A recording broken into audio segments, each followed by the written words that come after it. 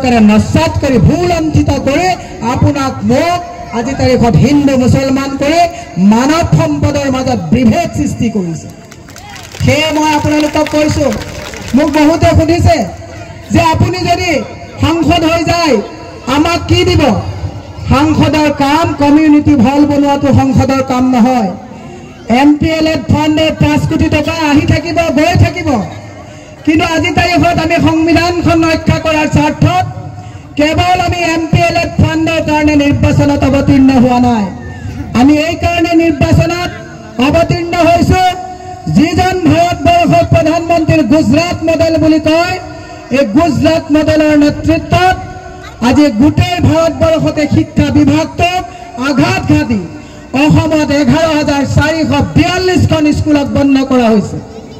যিখন চৰকাৰে মানৱ সম্পদ গঢ়াত তেওঁলোকে গুৰুত্ব দিয়া নাই, যিখন চৰকাৰে 30 লাখকৈ চৰকাৰী চাকৰি খালী হৈ থকাৰ পিছতো যুৱ প্ৰজন্মক সংস্থাপনৰ কোনো দিহা কৰা নাই, যিখন চৰকাৰে উলংঘভাৱে মণিপুৰত যেতিয়া মহিলাক পেৰেড কৰা হৈছিল, প্ৰধানমন্ত্ৰীৰ যেতিয়া খবৰ ল'বলৈ সময় হোৱা নাছিল, যেতিয়া অসমত সাহসী পুলিচ অফিচাৰ জোনমণি ৰাভাক পৰিকল্পিতভাৱে হত্যা কৰোঁতে হিমন্ত বিশ্ব শৰ্মাৰ চৰকাৰৰ তাত ঘৰত খবৰ লোৱাৰ সময় হোৱা নাছিল, চাকৰিৰ কেলেংকাৰীত বিজেপি দলৰ এগৰাকী সাধাৰণ সম্পাদিকা তেওঁক পৰিকল্পিতভাৱে আত্মহত্যা কৰাবলৈ বাধ্য কৰা হ'ল। সেইজন দলৰ অধিনায়ক, যি নিজৰ দলৰ, যি নিজৰ চৰকাৰৰ মহিলাক, যি মণিপুৰৰ মহিলাক, যি অসমৰ মহিলাক সুৰক্ষা দিব পৰা নাই, আজি অসমৰ মহিলাই সন্দিহান হৈ কেৱল অৰুণোদয়ৰ পিছত, লাখপতি বাইদেউৰ পিছত যদি যুৱ প্ৰজন্মৰ ভৱিষ্যত অন্ধকাৰ কৰে, তাৰ দায়িত্ব কোনে ল'ব? মাতৃসমাজে আজি চিন্তা কৰিব লাগিব। আজি বিনম্ৰভাৱে আহ্বান জনাইছো যে এই নিৰ্বাচনত জয় পৰাজয়, ৰাইজৰ ভৱিষ্যত, যুৱ প্ৰজন্মৰ ভৱিষ্যত, মহিলাৰ সুৰক্ষা ৰাইজৰ হাতত আছে।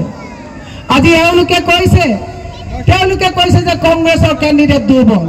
মই ৰাইজক এটা প্ৰশ্ন কৰিব দিছো, কংগ্ৰেছৰ যদি কেণ্ডিডেট দুৰ্বল, 10 দিনত বাঘা নেতা গুৱাহাটীত আহিবলৈ বাধ্য হৈ গৈছে কিয়? নৰেন্দ্ৰ মোদী আহিবলগীয়া হ'ল, অমিত শ্বাহ আহিবলগীয়া হ'ল। কংগ্ৰেছ যদি দুৰ্বল, ৰাহুল গান্ধী যদি দুৰ্বল, তেতিয়াহ'লে কিয় আজি গুৱাহাটীত ভাৰতবৰ্ষৰ মহা অখণ্ড প্ৰতাপী নৰেন্দ্ৰ মোদী আৰু অমিত শ্বাহে ইয়াতকৈ দৌৰা কৰিবলগীয়া হৈছে? প্ৰশ্ন আজি ৰাইজৰ সন্মুখত। মই সেয়ে আপোনালোকক বিনম্ৰভাৱে আহ্বান জনাইছো, মঞ্চৰ নিৰ্বাচন নহয়, এই নিৰ্বাচন অহা 5 বছৰত যদি সঠিক সিদ্ধান্ত ল'ব নোৱাৰো, প্ৰতিজন ভাৰতীয়ৰ কাৰণে সংকটৰ নিৰ্বাচন, সিদ্ধান্ত সঠিকভাৱে ল'ব লাগিব। আপোনালোকে তলকিব নোৱাৰাকৈ, আমি গম নোপোৱাকৈ ভাৰতৰ প্ৰধানমন্ত্ৰীজনে তেওঁৰ সংগপাংগসকলক লৈ স্বাধীনতাৰ পিছত যিখন পবিত্ৰ গ্ৰন্থ সংবিধান আমাক দিছিলে, সেই সংবিধানখনত ধৰ্ম নিৰপেক্ষ শব্দটো আমি কোনেও গম নোপোৱাকৈ উঠাই দিলে আপোনালোকে তলকিবই নোৱাৰিলে।